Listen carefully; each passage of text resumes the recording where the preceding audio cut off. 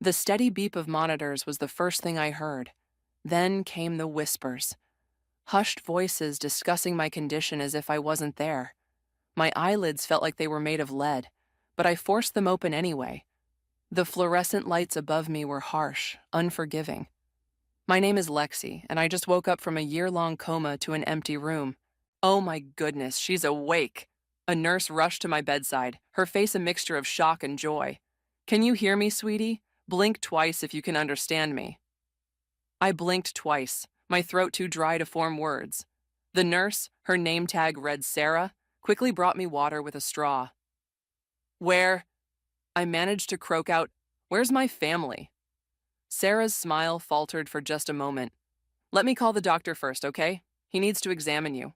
As she turned to leave, I caught fragments of conversation from the hallway. "Father's condition is getting worse. They stopped visiting months ago. Said she was just a burden." The words hit me like physical blows. My family had abandoned me? The same family that used to crowd around the dinner table every Sunday, laughing at Dad's terrible jokes? The same sister who used to crawl into my bed during thunderstorms? "Lexi," Dr. Matthews entered, clipboard in hand. "This is remarkable. Your vital signs are strong, and your preliminary responses are very encouraging." "How long?" I asked, my voice stronger now. "You've been in a coma for 13 months, he replied gently. "The car accident was severe, but you've made an incredible recovery." "My family," I started but couldn't finish. Dr. Matthews's expression turned uncomfortable. "Would you like me to contact them? When was the last time they visited?" He hesitated, flipping through his charts unnecessarily. "Your sister Olive stopped by about 7 months ago. Your parents, it's been longer." The door burst open, and Robbie, my childhood best friend, stood there panting. "I came as soon as Sarah called me," he said, rushing to my side. "God, Lexi, I can't believe you're finally awake." His familiar face crumpled when he saw my tears. "They really stopped coming, didn't they?" I whispered.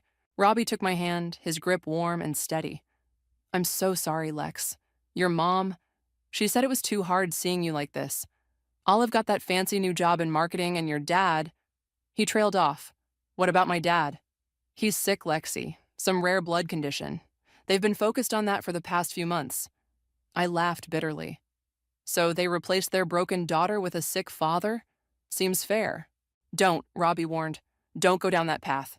You need to focus on getting better." But as I lay there, listening to Robbie catch me up on 13 months of missed life, I couldn't help but remember the last conversation I'd had with Olive before the accident. "You're always Mom and Dad's favorite," she'd said, jealousy clear in her voice. "Little Miss Perfect with her medical degree and her volunteer work." "That's not true," I'd protested. "They love us both equally." Funny how things change. Now I was the discarded one, the burden they'd rather forget. Sarah returned with more water and a sympathetic smile. "Your cousin Leah called. She's flying in tomorrow to see you." At least someone still cared. "Oh, and Lexi?" Sarah added, pausing at the door. "I overheard Dr. Matthews talking about your father's condition. Apparently they're having trouble finding a blood match for the treatment he needs. Rare blood type, they said." Something clicked in my mind. Dad and I shared the same rare blood type, B negative. It had been a running joke in our family, how we were literally connected by blood while Olive and Mom were both O positive. I caught Robbie's eye, and I could tell he was thinking the same thing. The irony was almost too perfect. The daughter they abandoned might be their only hope. "Don't even think about it," Robbie said firmly. "You need to recover first." But I was already thinking about it, thinking about how they'd left me here, alone, for months, thinking about Olive's spite, Mom's weakness, Dad's indifference. "I'm not thinking anything," I lied, closing my eyes. "I'm just tired." As I drifted off to sleep, I couldn't help but smile slightly. They had no idea what was coming. Sometimes karma needs a little help, and I was more than willing to be its instrument. Let them wonder. Let them worry. Let them realize exactly what they threw away when they decided I wasn't worth their time anymore. After all, revenge is a dish best served with a side of salvation. Physical therapy was hell, but the whispers hurt more. Every time a nurse or orderly passed my room, I caught fragments of conversations about my family. Today's session was particularly brutal, both physically and emotionally. Careful with that leg, my therapist Jake instructed as I gripped the parallel bars. You've made amazing progress this week, but let's not push too hard. I need to push, I grunted, forcing my trembling legs to take another step. I want out of here. Your body needs time to— Time, I snapped. I've lost 13 months of my life. I don't have time. The door opened and Leah burst in, her curly hair wild as always. Look who's up and walking. I nearly collapsed with relief at seeing my cousin. Jake helped me into the wheelchair and Leah shooed him away, promising to return me to my room safely. Spill it, I demanded once we were alone in the hallway. What really happened while I was out? Leah's usually cheerful face darkened. It wasn't immediate, you know. The first few months, they were here constantly. Olive took leave from work, your mom barely left your side. What changed? Olive got promoted. Big fancy position, lots of responsibility. She started coming less, saying she was too busy. Then your dad got sick and— Leah's hands tightened on the wheelchair handles. Your mom just gave up on you. Said she couldn't watch both her husband and daughter waste away. And Olive? Leah's silence told me everything. Just say it, I pressed. She told your mom you were a burden, that they needed to focus on Dad because he actually had a chance of getting better. Leah's voice cracked. I'm so sorry, Lexi. I tried to talk sense into them, but they wouldn't listen. We reached my room, and Leah helped me into bed. A nurse came in with my evening medication, her eyes darting between us nervously. Oh, the nurse said. I should mention that your sister called earlier. She asked about your condition. Did she now? I raised an eyebrow. Funny how she couldn't be bothered to actually visit. The nurse fidgeted with my IV line. She seemed concerned about your father's treatment options. I bet she was, I muttered. After the nurse left, Leah perched on the edge of my bed. There's something else you should know, she said quietly. Something I overheard your mom say to Olive once. What? She said you were never supposed to happen, that you were an unplanned surprise that changed all their plans. The words hit me like a physical blow. Well, that explains a lot. No, you don't understand. Leah leaned forward. Your mom was told she couldn't have more children after Olive. You were their miracle baby. They were thrilled when they found out about you. Some miracle, I scoffed. Look how quickly they threw me away. A commotion in the hallway caught our attention. Through the door's window, I saw Robbie arguing with someone. Then Olive's voice, sharp and clear. I have a right to see my sister. You lost that right 7 months ago. Robbie shot back. I grabbed Leah's arm. I don't want to see her. Not yet. Leah nodded and hurried to the door, slipping out to join Robbie. I could hear their voices through the thin walls. She's resting, Leah said firmly. Doctor's orders. I need to talk to her about Dad, Olive insisted. The doctors say he needs a specific blood type. B negative, Robbie cut in, just like Lexi. The silence that followed was deafening. How did you— Olive's voice trailed off. Unlike some people, I've been here every day. Robbie's words were ice cold. I know everything about Lexi's condition, including her blood type. Then you know she might be able to help Dad. Might be able to? Leah's voice rose. She's your sister, not a spare parts warehouse. Their voices faded as they moved down the hallway, but I'd heard enough.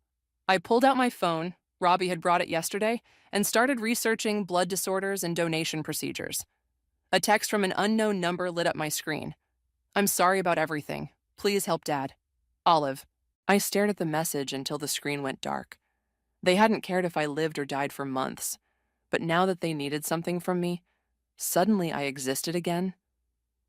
Game on, I whispered to my empty room. Let's see how sorry you really are. I had what they needed. The question was, how far would they go to get it? And more importantly, how far was I willing to go to make them understand exactly what they'd done? The answer, I was beginning to realize, was very far indeed. 3 days after Olive's attempted visit, I was strong enough to walk short distances unassisted. That's when they finally showed up, all of them. I was sitting in the hospital garden with Robbie when I saw them approaching. Mom, looking older than I remembered, Dad noticeably thinner and leaning on a cane, and Olive wearing an expensive suit that screamed corporate success. Ready? Robbie whispered. I squeezed his hand. As I'll ever be. Mom reached us first, arms outstretched for a hug I didn't return. Her hands dropped awkwardly to her sides. Lexi, she breathed. You look so well. Amazing what proper care can do, Robbie said pointedly. When people actually show up. Dad coughed weakly. Son, this is a family matter. Family? Robbie laughed harshly. Where was this family for the past 7 months? That's enough. Olive stepped forward. We're here now. I finally spoke, my voice steady. Why are you here exactly? The silence that followed was telling. Mom fidgeted with her purse strap. Dad studied the ground, and Olive had always been the bold one. Dad needs help, she said bluntly. His condition is getting worse, and the doctors say he needs a blood match for regular transfusions and possibly bone marrow. And let me guess, I'm a match? You're the only match they've found, Mom interjected quickly. We've tested everyone else in the family. I stood up slowly, proud that my legs didn't shake. So when I needed you, I was a burden. But now that you need me, I'm family again? That's not fair, Olive protested. We were dealing with a lot?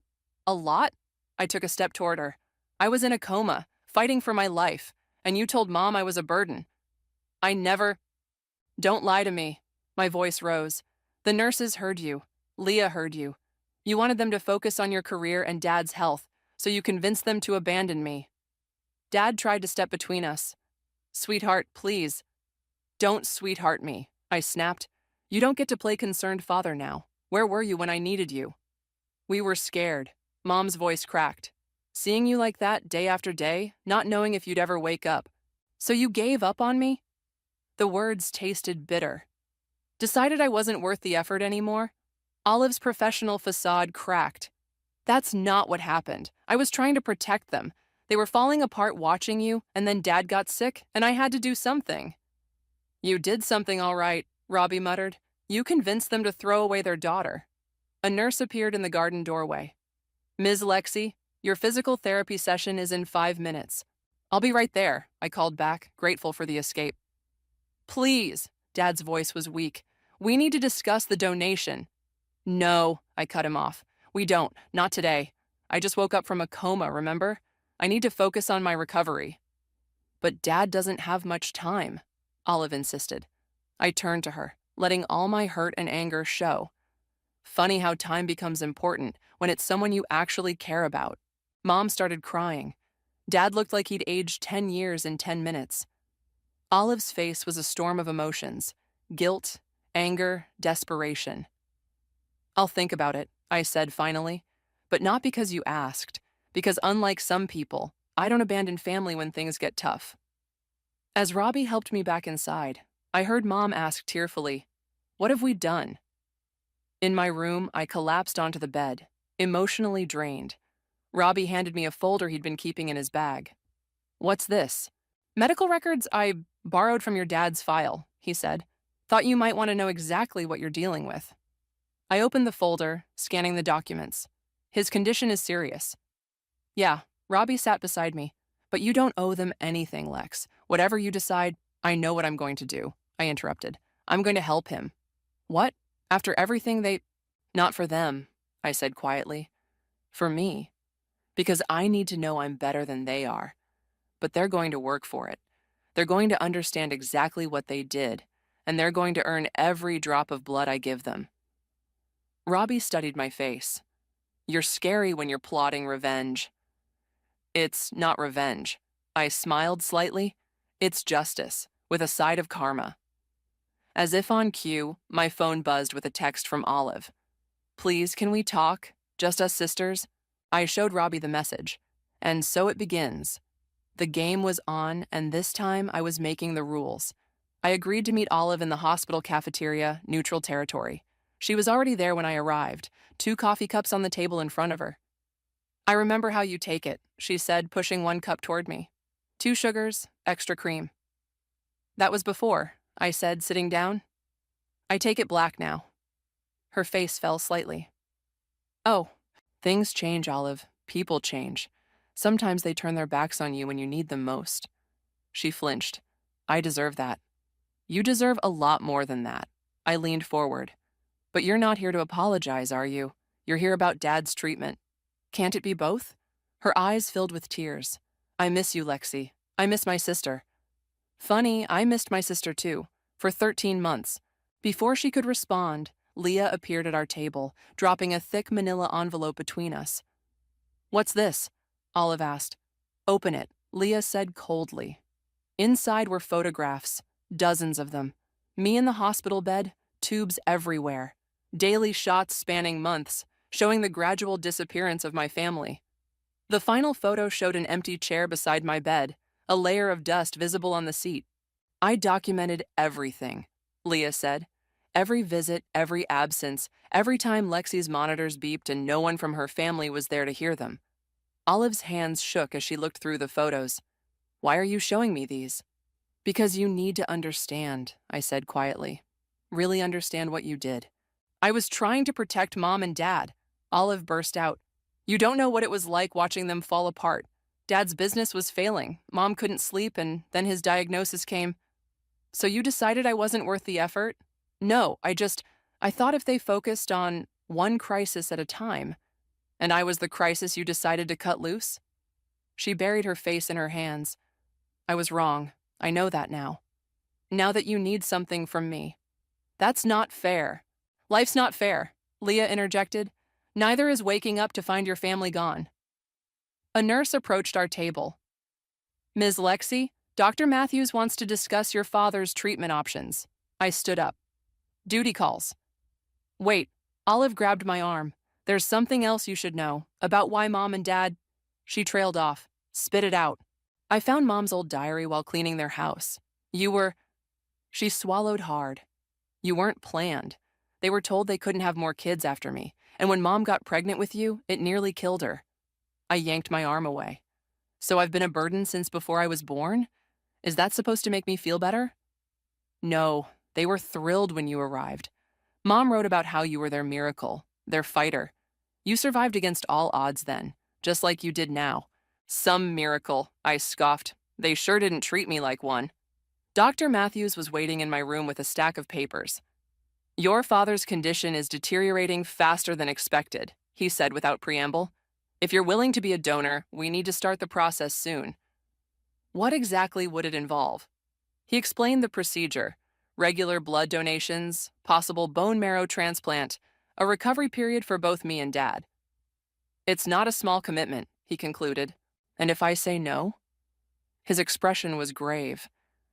Your father's prognosis without a matching donor is not good. I thought about the empty chair in Leah's photos, about Olive's tears and Mom's absence and Dad's weakness, about 13 months of silence. I need time to think, I said. After Dr. Matthews left, Robbie appeared with dinner from the outside world, real food, not hospital fare. Olive cornered me in the parking lot, he said, unpacking containers. She's a mess. Good, Lex. Don't tell me to be the bigger person. They weren't. No, he agreed. They weren't. But you are. You always have been. I picked at my food. If I help Dad, they'll never understand what they did wrong. They'll think everything's forgiven. So make them understand. You have the power here, Lex. Use it. My phone buzzed. A text from Mom. Please come home. We need to talk as a family. Home. As if I still had one with them. But maybe that was the key. Maybe going home was exactly what I needed to do. Not to forgive, but to make them face what they'd done. To make them earn back what they'd thrown away so carelessly. Tell Mom I'll be there tomorrow, I texted back. All of you better be ready to talk. It was time to face my family on my terms. Let them squirm. Let them plead. Let them remember exactly who they abandoned and what that person had become in their absence. Tomorrow would be interesting indeed. The family home looked exactly the same, but walking through the front door felt like entering a stranger's house. Robbie squeezed my hand before leaving me to face this alone. Mom was stress cooking, the kitchen counter covered in cookies and casseroles. Dad sat in his usual armchair looking frail. Olive paced by the window. You came, Mom whispered, wiping her hands on her apron. I said I would. I remained standing, refusing their gestures to sit. Let's get this over with. Would you like some cookies? Mom held out a plate. I made your favorite, double chocolate chip. No, what I'd like is for someone to explain why my family decided I wasn't worth their time anymore. The plate trembled in Mom's hands. Dad cleared his throat. We were weak, he admitted. The medical bills were piling up, the business was failing, and then my diagnosis. So you abandoned your comatose daughter? That was your solution? It was my fault. Olive stepped forward. I convinced them to focus on Dad. I told them, I know what you told them. I cut her off. But they're adults. They made their own choice. Mom set down the cookies with a clatter. You don't understand how hard it was, watching you lie there day after day, not knowing if you'd ever wake up. No, Mom, you don't understand. I slammed my hand on the counter, making her jump. I was alone, fighting for my life while my family decided I wasn't worth the effort. We never stopped loving you, Dad said weakly. Love? I laughed bitterly. Love shows up. Love stays. Love doesn't leave an empty chair collecting dust for 7 months. Olive started crying. We messed up, Lexi. We know that. Please just tell us what we can do to fix this. I pulled out my phone and played a video Leah had recorded. Me in physical therapy, falling repeatedly, crying out in pain, but getting back up every time. Alone. Watch it, I demanded. All of you. Watch what you missed. They did. Mom sobbed. Dad's hands shook. Olive looked like she might be sick. That's what abandonment looks like, I said quietly. That's what your daughter went through while you were all too busy to care. Please, Dad's voice cracked. I know we don't deserve your help, but I'm asking anyway. Not just for me, but for this family. Family? I moved to the mantel, picking up a photo taken just before my accident. This family died the day you all walked away. Then let us build a new one, Mom pleaded. A better one. We'll do anything. Anything? I turned to face them. Okay, here's what's going to happen. I'll help Dad. Not for you, but because I refuse to be like you. But there are conditions. They leaned forward eagerly. First, family therapy. All of us. No excuses. Olive nodded immediately. Mom hesitated but agreed. Dad looked uncomfortable but mumbled his assent. Second, Olive takes a leave of absence from work to help with my physical therapy. Every session. No exceptions. But my job, she started, is more important than your sister? Again? She flushed. No, you're right. I'll do it. Third, Mom moves back home to help care for both me and Dad during recovery. No more running away when things get tough. Mom's hands twisted in her apron. Of course, whatever you need. And finally, I pulled out the medical consent forms. You all understand that this is not forgiveness. This is me choosing to be better than you were. Clear? They nodded, looking appropriately chastened. I'll sign these tomorrow, I said, tucking the forms away, after our first therapy session. As I turned to leave, Olive caught my arm. Wait, there's something else you should see. She led me upstairs to my old room. Inside, everything was exactly as I'd left it, but with one addition. A journal lay open on my bed. I wrote to you, Olive said softly. Every day you were in the coma, even after I stopped visiting. I wrote about everything I couldn't say in person, about how scared I was, how guilty I felt, how much I missed my big sister. I picked up the journal, seeing tear stains on many pages. I'm not showing you this to make excuses, she continued.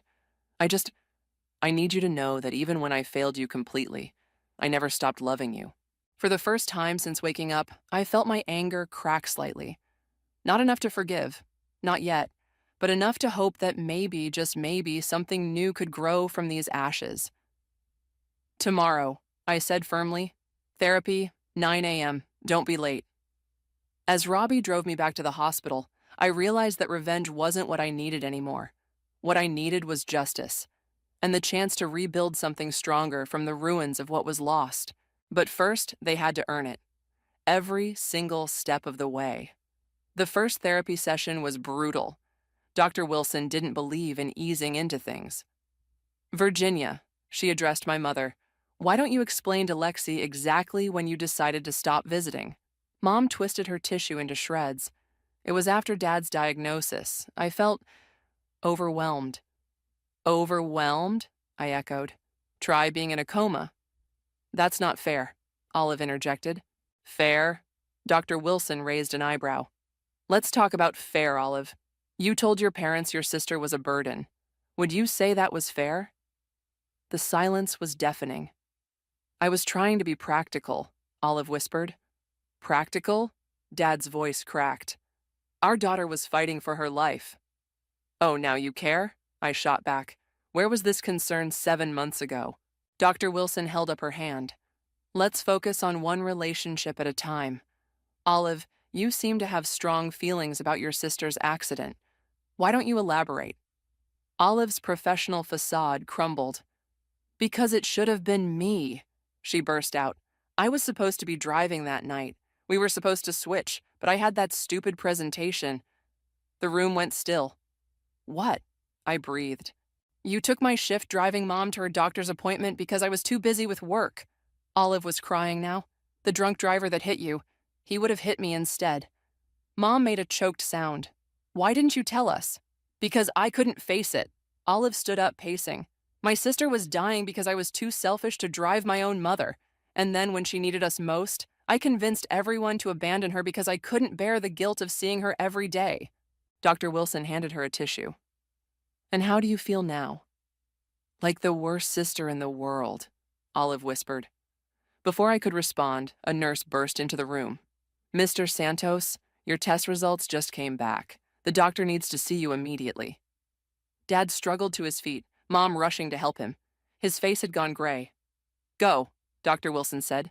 We'll continue this next session. In Dad's hospital room, his doctor didn't sugarcoat it. The disease is progressing faster than we anticipated. Without immediate intervention, how long? Mom's voice shook. Weeks, maybe days. Without treatment. All eyes turned to me. I'll do it, I said quietly. Start the procedures tomorrow. The doctor nodded and left to make arrangements. Mom collapsed into a chair, crying. Dad reached for my hand. Lexi, Don't. I pulled away. This doesn't fix anything. Olive followed me into the hallway. Why are you helping us? After everything we did? Because that's what family is supposed to do, I said bitterly. Something you all seem to have forgotten. Robbie appeared with coffee and a concerned look. Everything okay? No, I said honestly. Nothing's okay. That night, unable to sleep, I found myself in the hospital chapel. Not praying, just thinking. Leah found me there. Olive told me about the driving shift, she said, sitting beside me. Doesn't change what they did. No, but it explains some things. Leah pulled something from her bag, a small worn notebook. Found this in your mom's room while helping her pack. You should read it. It was Mom's diary. I opened to a random page. Watched Lexi today.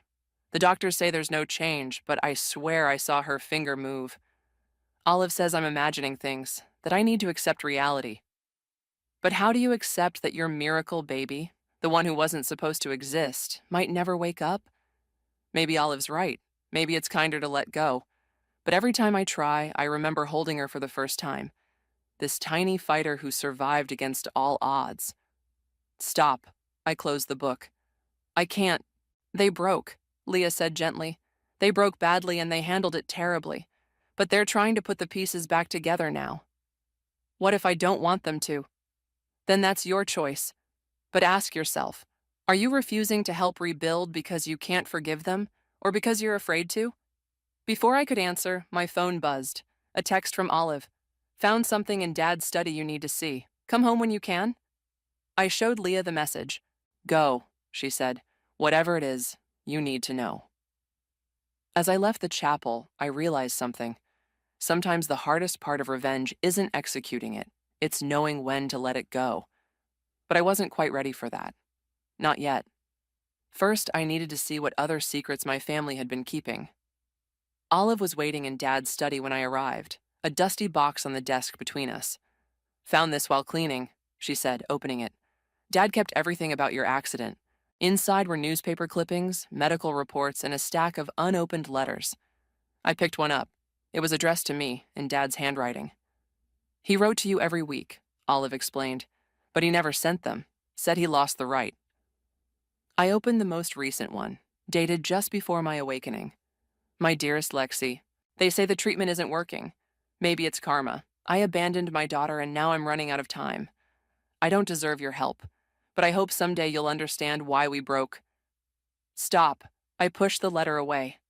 I can't. There's more. Olive pulled out a USB drive. Security footage from your hospital room. Dad paid extra to keep it. She plugged it into the computer. The video showed Dad sitting by my bed at 3 a.m., long after they'd supposedly stopped visiting. I'm so sorry, sweetheart, Video Dad whispered, holding my hand. I'm not strong enough to watch both my girls suffer. Please forgive me. Turn it off, I demanded. He came every night for months, Olive said quietly, after everyone thought he'd stopped. Mom doesn't even know. Why are you showing me this? Because tomorrow you're donating blood to save him, and you deserve to know the whole truth. We didn't just abandon you, we abandoned ourselves. The doorbell rang. Mom rushed in, panic on her face. Dad's worse, she said. They've moved up the procedure. They need you at the hospital now. The next hour was a blur of medical forms and prep work. As they hooked me up to begin the blood donation, Dad was wheeled into the adjacent room. Lexi, he called weakly. Wait. I turned, one arm already connected to the machine. I need to tell you. He struggled to sit up. The night of your accident, I was supposed to call you, warn you about the storm. What? I got busy with work. Forgot to call, if I had. His monitors started beeping erratically.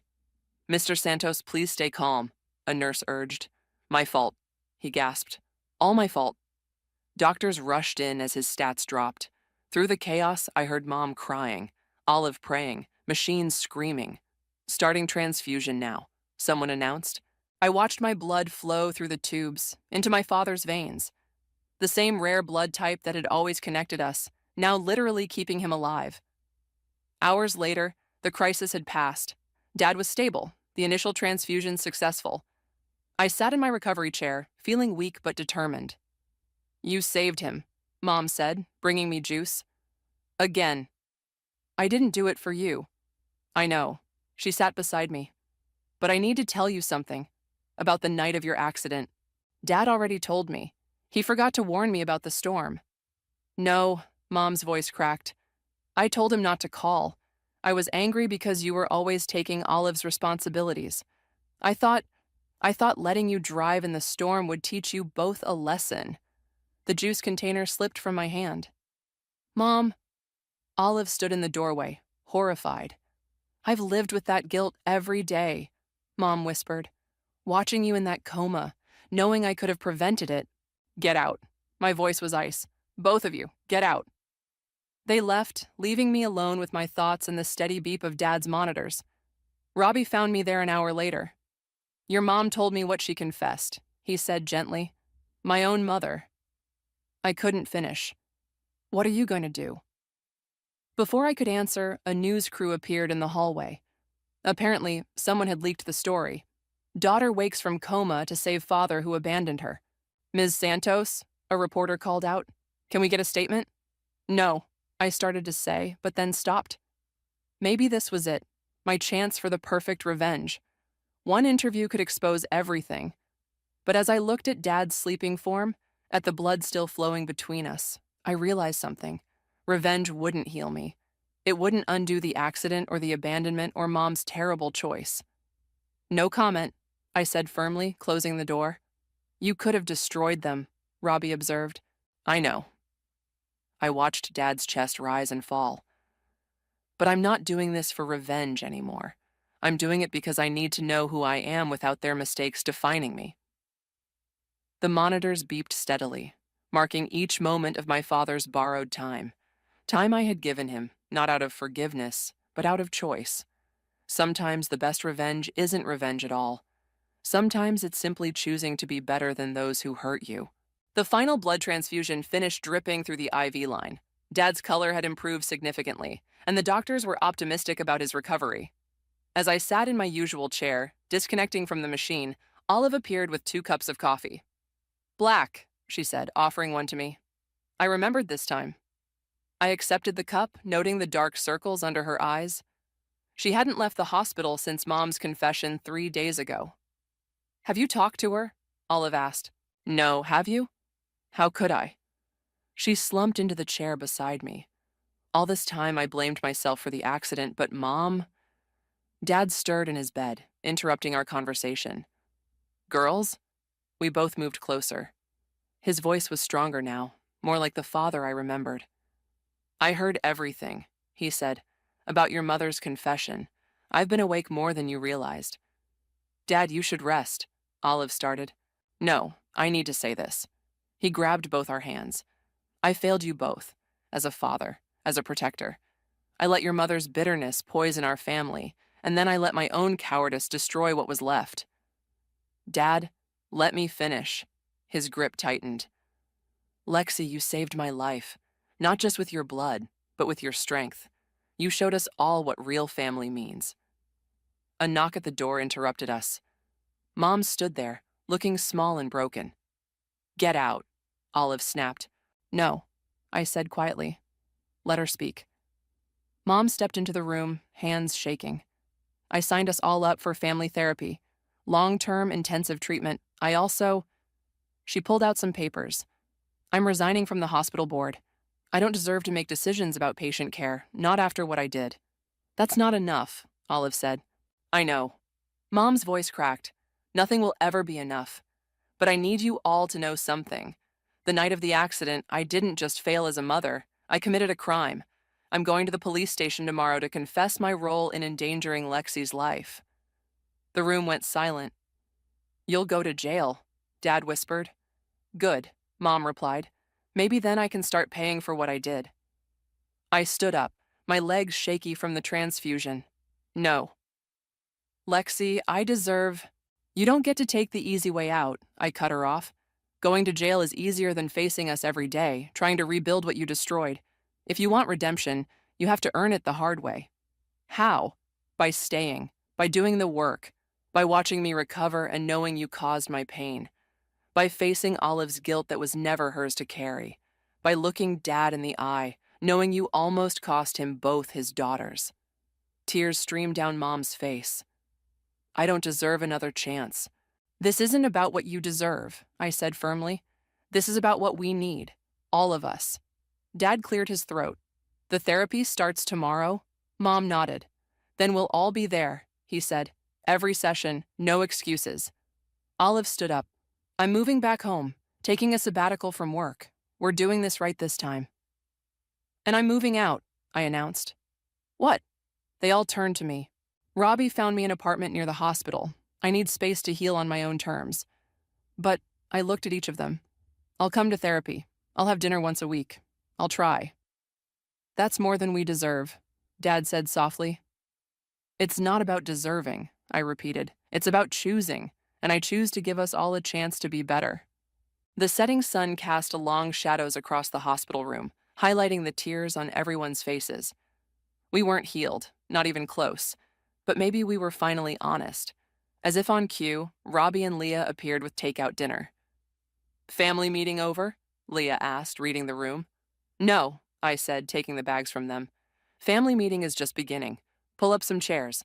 As we sat there eating hospital room dinner, the conversation was awkward, painful, real. Mom couldn't meet anyone's eyes. Olive kept wiping away tears.